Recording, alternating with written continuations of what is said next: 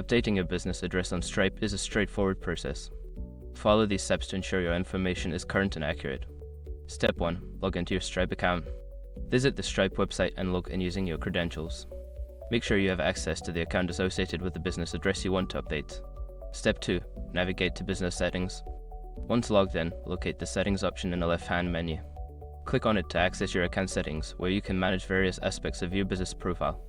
Step 3. Access the Business Information section. In the Settings menu, find and select Business Information. This section contains all the details related to your business, including your current address. Step 4. Update your address. Make sure your information is protected first. Most people don't think about breaches until something actually happens to their accounts. Use SROC to monitor your accounts 24/7 and instantly alert you if your information appears in leaked databases online.